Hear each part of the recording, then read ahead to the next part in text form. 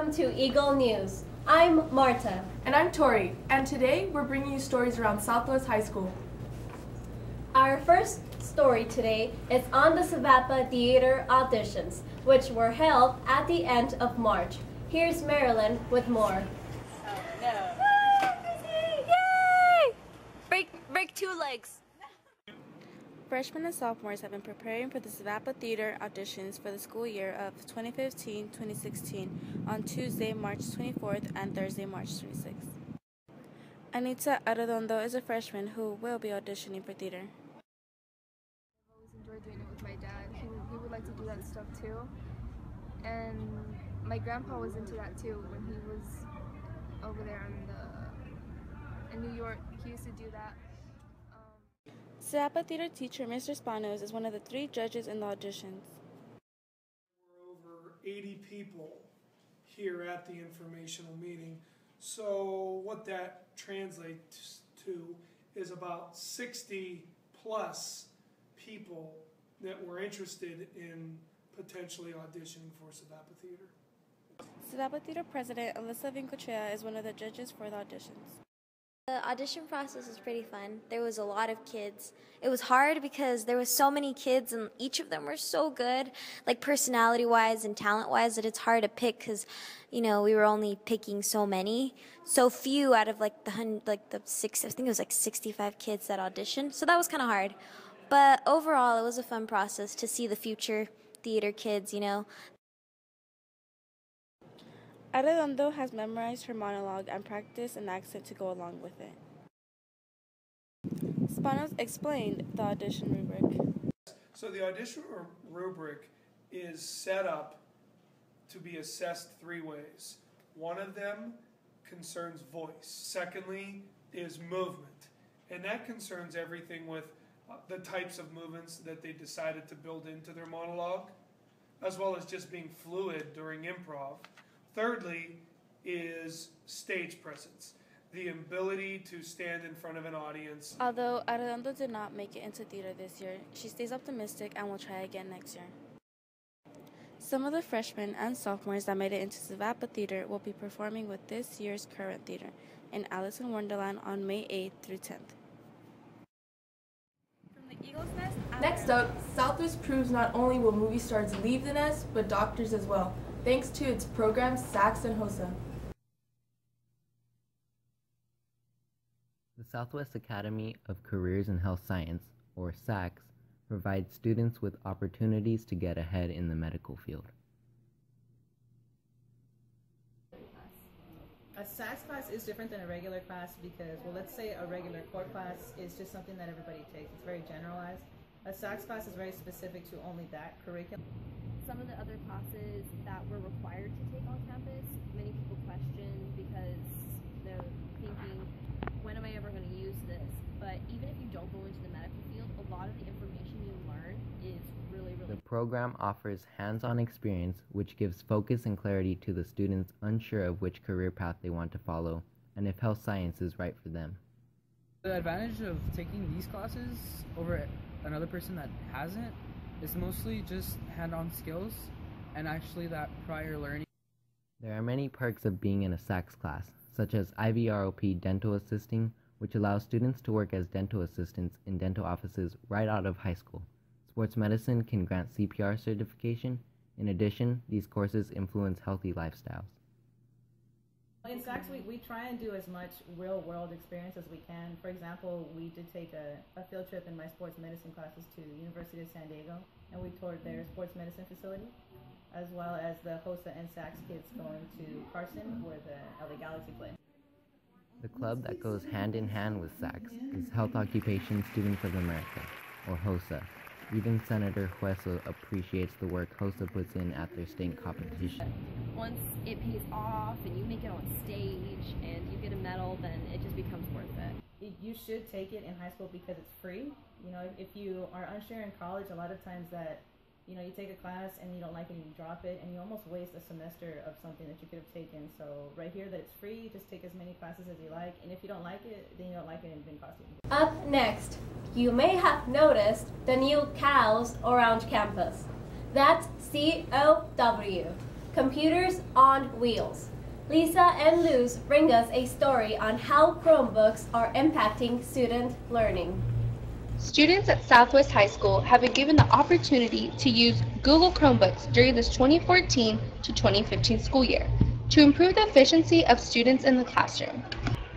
We interviewed Patti Quijada, who said Chromebooks were brought into the school for better collaboration. Teachers at Central and Southwest are on a Google Doc together or on a Google spreadsheet together. They're able to communicate even though they're not geographically and physically in the same place. And that was something that we really wanted to be able to offer teachers more opportunities to be collaborative even if they're not right there with one another. And then we thought, why not expand that out? Why not move to Google Apps for Education, open up opportunities for students to do that same kind of communication and that same kind of collaboration. Senior Ana Maria Galvez says she thinks there's an advantage and disadvantage to the Chromebooks. I would say that going to the computer lab is not better than using Chromebooks, because Chromebooks you're basically in your own classroom environment instead of walking to the other side of the campus. Well, the negative things about Chromebooks is that we have to add our own account, our personal information into the Chromebooks. Senior Liana Gonzalez says that the Chromebooks are giving her a hard time. Every time I use Chromebooks, I have bad experiences. For example, I can't log in every single time. I have to put my password like 20 million times, and it's not my fault at all. And Junior Robert Gonzalez says the Chromebooks are easier to use than regular computers. They're more portable, so you can take them around anywhere. You can have them in your class and stuff like that, so it's easier to use. So even the staff here at Southwest High School has been liking the addition of Chromebooks into the school, such as Mr. Bray. They're going to be a good resource to allow classes to research projects. The one class I worked with, they were able to go to specific sites and complete the assignment, I thought, in a way that was fairly well organized. Reporting from Eagle News, Lisa Edwards and Luz Nunez. Coming up, a part-time job is a way many high schoolers get that extra bit of cash, even if it disturbs the balance between classwork and other responsibilities. Eagle News reporter Erica has more on this topic. At the end of the day, most students at Southwest High School go home. However, there is a handful of students that chooses to balance both school and a part-time job. Imperial Valley Regional Occupational Program Guidance Technician Janeth Coronel gives insight on the benefits of this decision. Well, I personally believe it's a great benefit. One, because if they do a volunteer work or work experience is something that is related to their career, it's a good way for them to be able to be exposed to that career, make sure they took the right decision. Though employment is varied, some students find it within their own schools. My job is to work here as a theater tech, and I help with sound, and I help clean up and prepare for shows. For those theater shows, I have to stay really late, and I do homework while they're getting ready, so it does affect it, but I can get things done. It benefits them greatly in the fact that they actually get to see what it's like to work in a real situation. A part-time job is very time-consuming, so some students are not able to keep them. I was a tutor for calculus. The negative effect was that a lot of time was consumed. I didn't have enough time to, I couldn't go play tennis sometimes. Other students find the balance by having a summer job instead of having one during school. I used to have a summer job at a daycare. When you're in school, you never know when you're going to have a whole ton of homework. So then you're either going to be flaking in school or flaking on the job. And you're not going to know where to put most of your efforts in.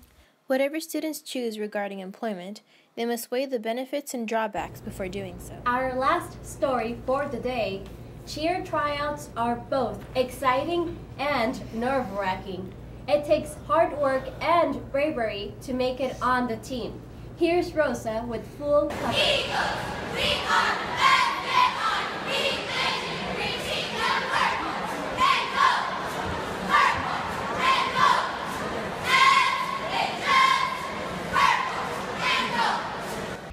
Dozens of students have made their way to the Southwest Gymnasium and hope to make it through the nerve-wracking cheer tryouts into the 2015-2016 cheer team. During tryouts, I like to see who's really dedicated and pushing themselves to really learn the material. Coach Gabby has taught JV cheer for 2 years, and this would be her first time teaching varsity. The coach is really awesome. She listens to us and likes to cooperate. In the beginning, it's really hard just because a lot of them don't really know how I am. So initially, they'll be really scared or nervous. They'll think, you know, Coach Gabby's really scary. But over time, you know, once we bond, that's usually what. Yet, returning members still get scared at the fact that they have to face the challenges that come with trying out once again. You know, most people, as well as me, are like kind of nervous about the dance and cheer because we only have like 3 days to learn it. So I understand that, you know. I always say I don't get nervous, but honestly, right before I go in, that's when I get nervous. But mostly it's the excitement. I've always been a performer, so it's one of the fun things. Girls trying out for JV come across harder challenges, beginning with the fact that these are all new experiences. And memorizing all the cheers and the dances. It was really nerve-wracking. This incoming freshman is pushing her limits and trying out for varsity cheer, not letting her intimidation stop her. The most intimidating part for me is like being around all the older girls and just like having to like live up to like how good they are and be as good as they are. Yet all this hard work that goes into trying out pays off in the end. It feels good to finally get it over with and be like, I did it.